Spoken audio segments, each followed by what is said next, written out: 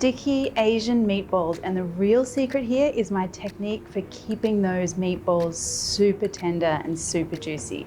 So one of my pet hates is really dry, tough meatballs. No one wants any of that kind of action. So one of my key secret ingredients to make your meatballs really tender is to borrow a little bit from our Italian friends. Get some breadcrumbs. I'm going to use panko breadcrumbs because I think they have a nice fine texture for this. And I'm going to add some chicken stock and make a little breadcrumb mush.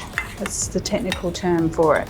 Now you will see this with Italian meatballs a lot, soaking the breadcrumbs in milk, but we're doing chicken stock this time because milk and Asian meatballs, that just doesn't sound right to me.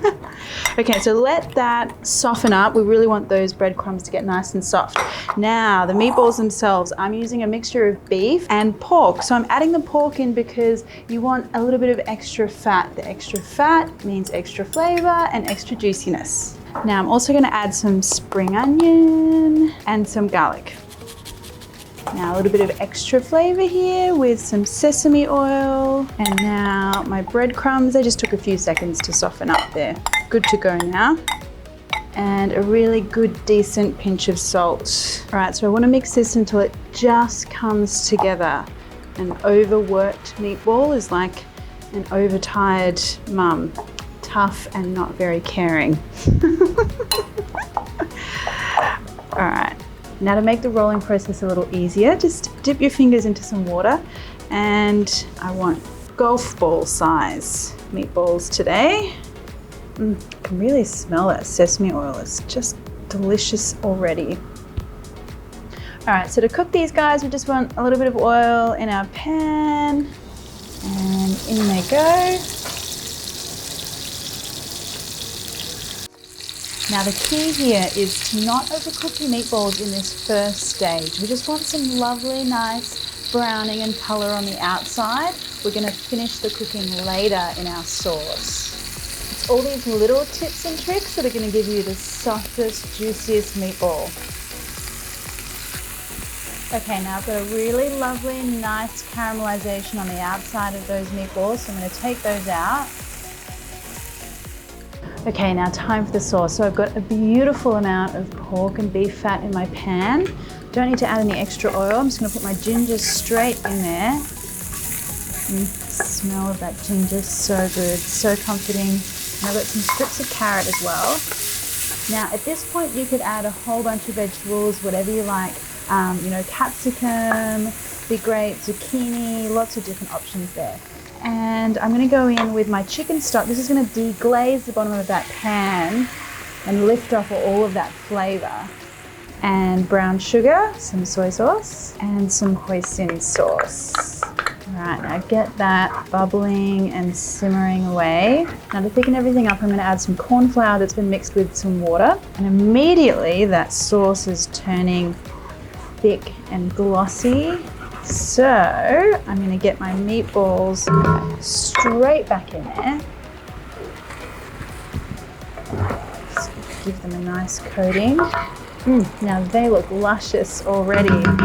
Now here's the part where we let them do their final amount of cooking as gently as possible. Turn the heat down and put the lid on, and then just let them steam away in that sauce until they're cooked through, about 3 or 4 minutes. It smells divine. Okay, now to finish off, I just want to serve these in some little cabbage leaves. Scoop that in there. You want lots of that carrot and ginger and all that lovely sauce as well. And then finally, just a sprinkling of spring onion. Now the real test. Let's see, did we succeed? That is so soft and tender, you guys will not believe it. Ah, now that's a meatball that makes me happy. 2 words, egg porn. You guys are gonna love this dish, not just because of the egg, but the beautiful greens and chicken and little bits of chili, and this comes together in 10 minutes. I am always looking for amazing things to cook at home that take a minimal amount of time, because just like you guys, I am super time poor when I get home, especially when I've got a toddler running around wanting my attention. So 10 minutes guys, we're gonna do this recipe. We are gonna start off with a crispy egg because, you know, crispy egg corn, totally awesome for a weeknight. What you need is a hot pan, add some oil. Now we're doing this Asian style, so we need a fair bit of oil here. You can tell that oil's hot by sticking a wooden spoon or a chopstick in there, and I want to see some little bubbles. So we're good to go. Just crack your egg. Carefully get this in. It's a little bit danger mouse, but it's worth it. You should hear the splash straight away. You should hear that sizzle straight away, and now you want to get in with your spatula, just kind of flick that oil over the top. And we want to wait till the bottom is really nice and super crispy, but I like to keep my yolk a little runny through the middle. I'll just pop that egg on a paper towel so the excess oil will drain off.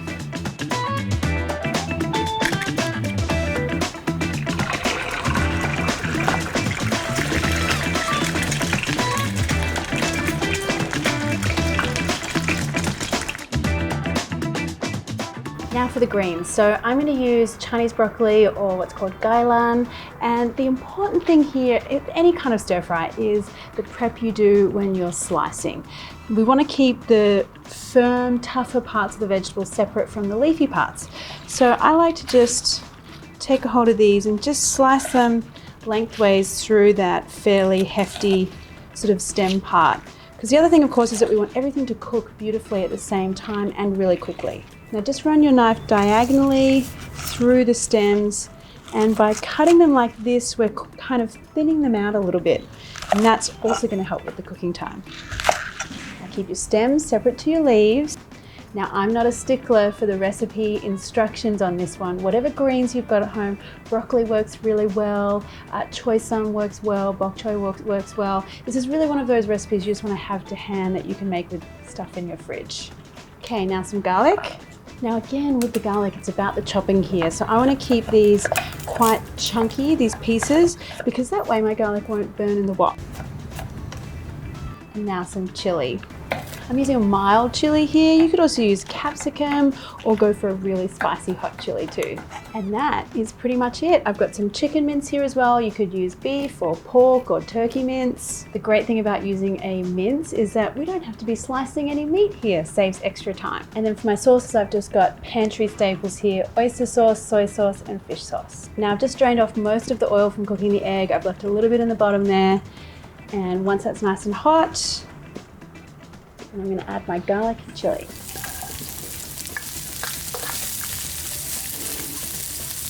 And in goes my chicken.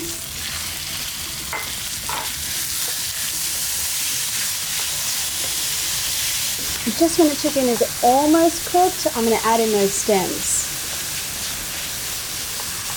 We're just going to give this another minute or so until those stems are bright green, beautifully tender but still crunchy. Okay, so at this point the chicken is cooked. I'm going to add in my green leaves, oyster sauce, soy sauce, and fish sauce. And toss all of that through. Oh, look at that color. I love how beautifully nourishing and fresh and lovely this is. And there you go guys, done. Quick dinners don't have to be boring. They can be beautiful and so tasty. Look at that. And one of those beautiful crispy eggs on top. Now, there's a fair bit of saucy goodness at the bottom of this pan, so I want some of that on my plate too. So there you go guys, the quickest dinner I know how to make, and look at that egg.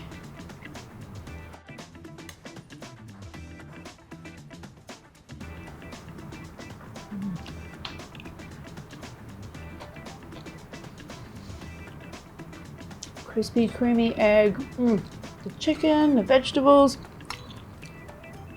This is really good. Yum.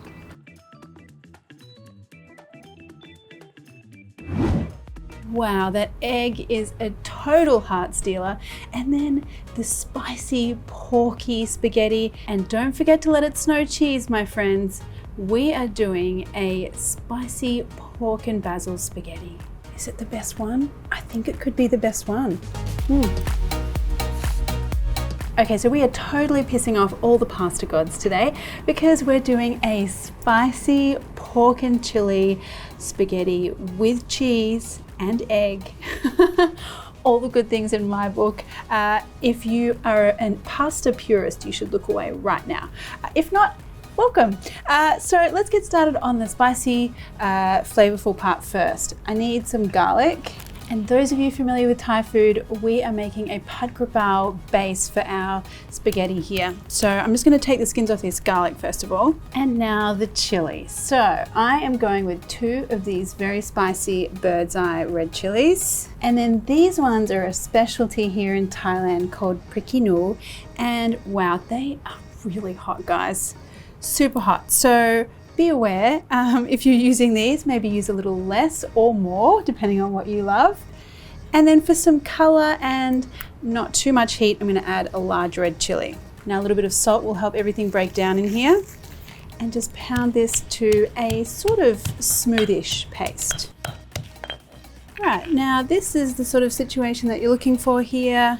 I can smell that fire already. Eye-wateringly spicy, this one. Now before I do anything else, I'm gonna get my pasta straight into some hot water. If anything, pasta is all about timing, and I wanna time my spaghetti to be ready and go straight into the pan with the spicy sauce. You'll see why it's also important. It all comes together like magic. Spaghetti in. Now this is salted boiling water. We won't argue with the Italians on that one. And now, while the pasta's cooking, I'm going to do my spicy pork. So I want some oil in here and that garlic chili paste. And now the pork.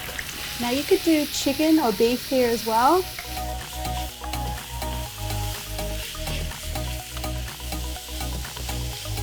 Now when that pork is almost cooked, I'm going to add in my sliced green beans. We'll just add some extra crunch and some greenery, which is nice. Now with our seasoning sauces here, we're going with the Thai side of things and adding what you would add to a normal pad krapao or basil stir fry here in Thailand. So some oyster sauce, soy sauce, fish sauce, and just a little dash of sugar.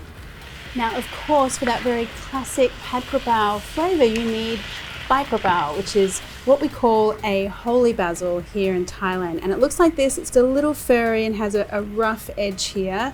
Now this gives it a very distinctive, like very herbal, aniseed, spicy, in fact it's also called spicy basil kind of flavor. Now try and search this out at an Asian grocer. It really is worthwhile. If not, just use some Italian basil or some Thai basil.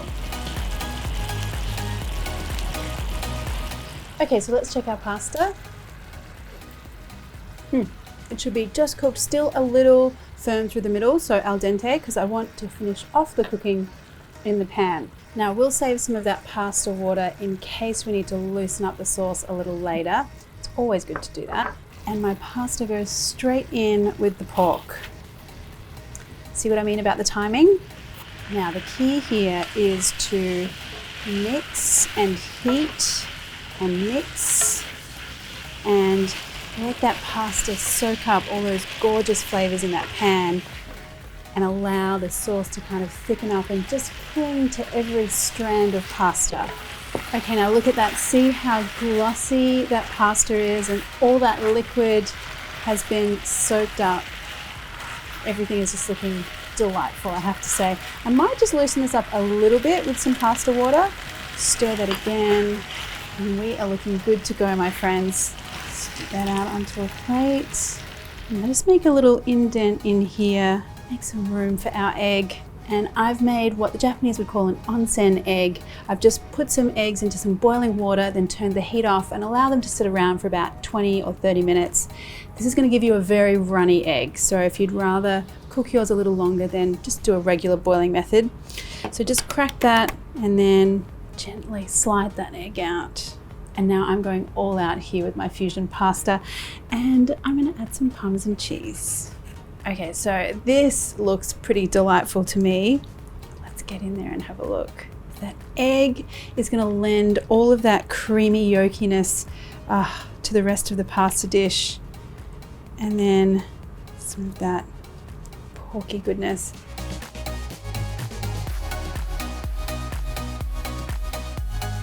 Okay, I really have made myself very happy today. Wow. You guys know how much I love my fusion pasta. Whoa. This is it the best one? I think it could be the best one. Yep, this is it, guys. The best one.